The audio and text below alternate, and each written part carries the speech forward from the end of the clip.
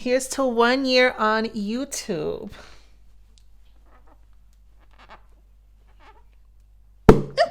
Hello friends, welcome back. My name's Ramon. How are you today? I just want to start off by saying it's officially been 1 full year of hello friends here on this channel. I've officially been on YouTube content creating for a year now. And so I had to figure out, how am I commemorating this on my channel? How am I going to be able to celebrate this with y'all? And so I decided to do a hot takes and hot cakes, a little mukbang style video, a little breakfast food with some hot cakes to kind of commemorate 1 year on YouTube content creating. Cheers to that. For this video, I'm going to be doing a Q&A. I asked on my Instagram what questions my followers on Instagram had about YouTube, skincare, content creating, school, personal life, whatever. So I have those questions. I'm going to be answering them one by one. But before we get into it, I'm going to ask that you hit the subscribe button and notification bell so that you know when I post more skincare, sunscreen, and fancy related content on my channel. Give this video a thumbs up and down below in the comments. What other questions you guys have besides the ones I'm going to answer? What other videos do you want to see in this coming year on my channel? What's been your favorite Glow by Ramon moment? Sound off. What made my favorite food, which is breakfast food. I love me some good diner breakfast food. I have a short stack of pancakes, 1 fried egg, and 2 strips of bacon with a mimosa.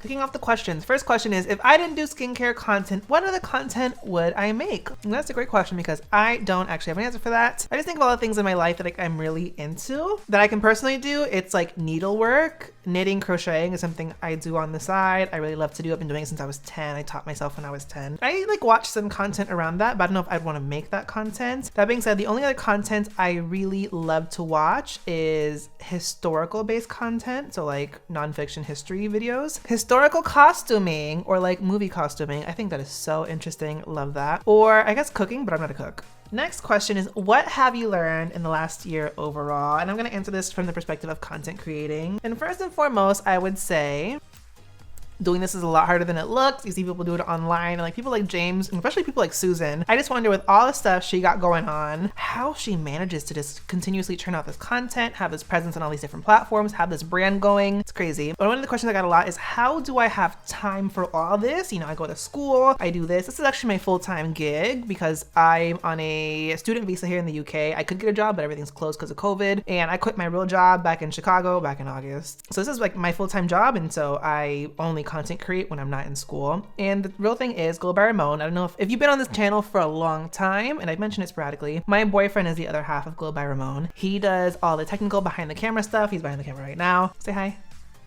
He is the reason that, you know, I started the channel in the first place. We were at the start of quarantine in Chicago. Actually, it started a week early for us because I got mono before the COVID thing shut everything down. He was like, oh, I have the camera. We could just get the lights and we could start this thing he wanted to start. Well, like a few weeks ago or a month ago, he actually found a note on his iPhone from back in 2019, a year before we started the channel, almost at the date, so 2 years ago now, where we had actually started talking about if we were to start a channel, what it would be about, things he wanted to make videos about. So he's the one who really pushed me to start this. He's the reason the videos look the way they do and you get the kind of content you get, but also he's the main reason that you get the frequency, the quantity of the content you get. That's a big reason why I'm able to do this full time and do schoolwork, is because he's like my right hand person. He's the one that edits and does all the graphics for everything. And then for the Instagram photos, and for me, Instagram is its own thing. I'll come up with concepts to him and then we'll figure out creatively like how to execute all that. So it's a 2-person job, really. But also, what else have I learned over the last year?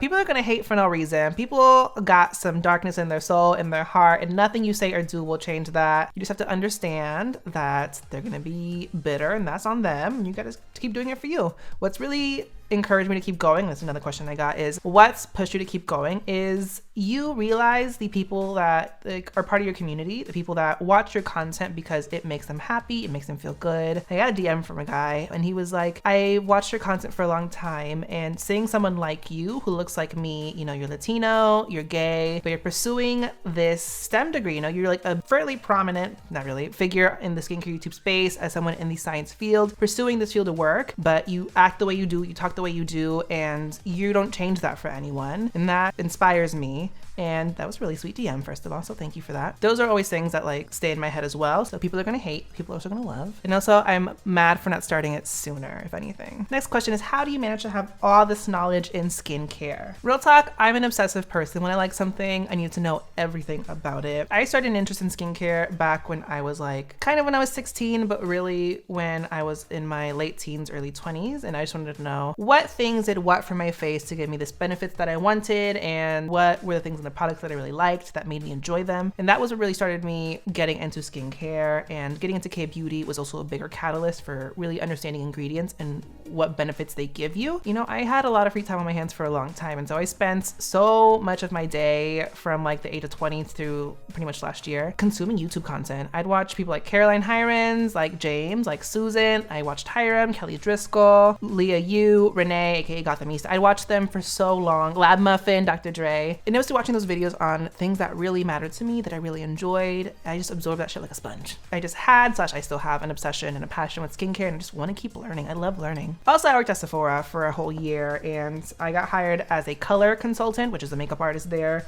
But I really wanted to work in skincare. And at that point, I already had a really good basis of skincare knowledge. And they never put me in skincare, which is the reason I left Sephora, which if you want a video on that, let me know. Being able to work with brands there, also getting Sephora's training, which isn't amazingly thorough, but it's actually a really, really good foundational base to understand ingredients and that kind of stuff.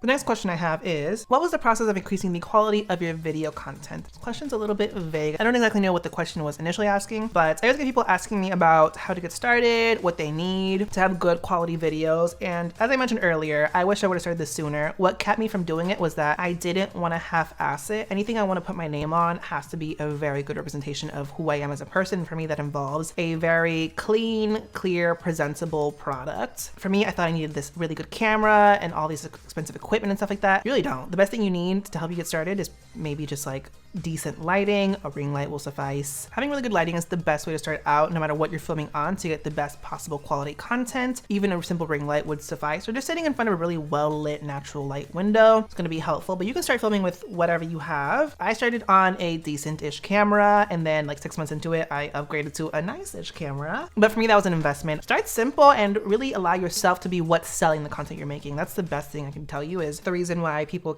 stuck around, people enjoy the content I do, is because this is how I am all the time. I don't fake it. This is the personality I have. And I really want this situation to feel like you and I are sitting together. We're chit-chatting it up. We're good girlfriends. Personality can do a lot for you. What do you wish you knew a year ago? Again, you should have started this a year before that. But also just take things easy. Don't put so much pressure on yourself. When I first started this channel, I did a lot more makeup content. And for me, I really wanted Fenty Friday to be like a huge thing, because I wanted Fenty to notice me, and I wanted to get on that PR list, and I wanted to do all this stuff with Fenty, which still hasn't happened yet, a year into this. For a while, I was doing Fenty Fridays, and I had ideas for like the first 2 months. And then after those 2 months, that well dried up, and I was stressed. I was like, what am I gonna do for Fridays? You know, this is supposed to be my thing, and like this is my brand. Like I can't think of video content. I just really wish I knew like that wasn't necessary. Just take things easy, make the content you feel like making. Don't stress so much about having these clear-cut ideas and being so perfect all the time. Just like have fun with it. The best kind of content you're gonna make is the content you enjoy making. The minute that's out the window, A, people can tell, but also B, it's not fun anymore.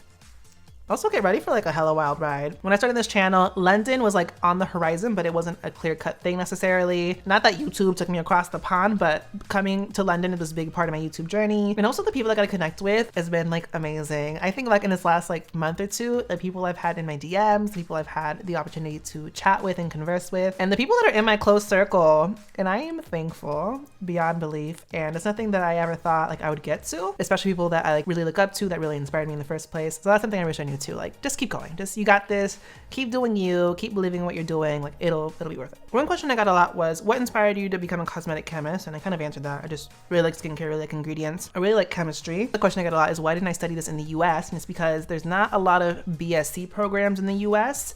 And also the one program I found was in Ohio, and I'm not paying out-of-state fees to live in Ohio. If you got a chance to move to the UK, especially London, why not take it? How do you look handsome all the time? Thank you, Susan. Naturium Skincare and Fenty Beauty. Period. What's been your favorite video to film? I don't just have one. Obviously, my Fenty concept video, which like none of you watched, which was inspired by the Sugar Babes Overload video. And it's like, I'll link it down below. It's like this like montage of me in front of a white background with all the Fenty skin and like beauty products. That one I always had a vision for, and I was really happy to see it like come to fruition. Also, all the collabs I filmed, just because it's always really cool to collaborate and work with another creator, especially like with Sarah, with Latif, Ali from Stradia, Esther. Filming with Esther is the most fun. If I could say I'm most proud of one specific video, it's the one I just came out with about encapsulated ingredients. The idea from inception to what it became, it grew so much. I'm so incredibly happy with all the input I got from that one with Ali, with Dr. Stevens, with Esther. I think my most proud like YouTube moment thus far with like a video I've created. But I mean, there's more to come. It's only been a year. Stay tuned. This next question is, where do you see yourself in 5 years? And truth be told, I will ideally be done with my program by then. And everyone's like, you can start your own brand. No, I still want to get like industry experience. I see myself potentially working for another brand, ideally in like skincare or sunscreen innovation, ideally in France or here in the UK. Not really planning on going back to the US anytime soon. But if not, like one of the other things is I love being in front of a camera. I love performing. That's been my tea since infancy pretty much. And so I'm not gonna discount the fact that I'd like to use this opportunity as a springboard for something bigger and better. I don't know what that's gonna be exactly, but I recently put myself in a situation to hopefully achieve some of that stuff, whatever it is, inside or outside of the skincare cosmetic world. So we'll see, stay tuned. The moment you get your first big paycheck from YouTuber content creating, I mean, we just recently, I think, got our biggest payout, and that whole collaboration came from a really organic place. I had reviewed that brand's product and had a really great experience with it, and that connected me with the brand. I reached out for the opportunity to do a small collab, just like, hey, I'd like to feature your products in like a video. And then they countered that with, hey, we're doing a campaign. Would you like to be a part of it? A really cute, simple campaign. But the fact that it just happened really organically with a brand I really enjoyed, and it's a brand that I like the products fundamentally. And the fact that they chose me and respect the content I make, that overall, just like all those things combined was like really special and really fun. What has changed the most since you began, whether in the industry or content creating? And how has your opinion of YouTube changed now that you create content on there? First of all, there's a lot of drama in the skincare community, and that was not there back in the day. Trust me on that one. So being a part of it now and like not feeding into the drama, but being like on the periphery of it, kind of like, why are we doing this right now? But also, as someone who creates content, I don't actually consume as much YouTube content anymore, and that makes me kind of sad. But whenever I do, I mean, I still watch people like James. When I'm not watching James's videos, again, I like to watch like historical videos. I love watching like costume related videos. And so once you do it, you're like very analytical of everyone else who does it, and you like compare yourself to them, which I don't like. I'm a very competitive person, so that's like a very negative trait. The focus of like the weird bubbles, the weird niches in skincare YouTube that I'm becoming a lot more aware of, I guess, has been a big factor as well. What inspired you to keep going? And this is a really important one. So if you're like either planning on creating content or in the middle of creating content and like trying to figure out what to do, what I will say is just, if you need to, take a breather. I remember once we were early on and a video we uploaded, we were like in the first month of doing YouTube, mind you. And I don't know, I was really realistic about my expectations on like how I was gonna grow, but for some reason around this time,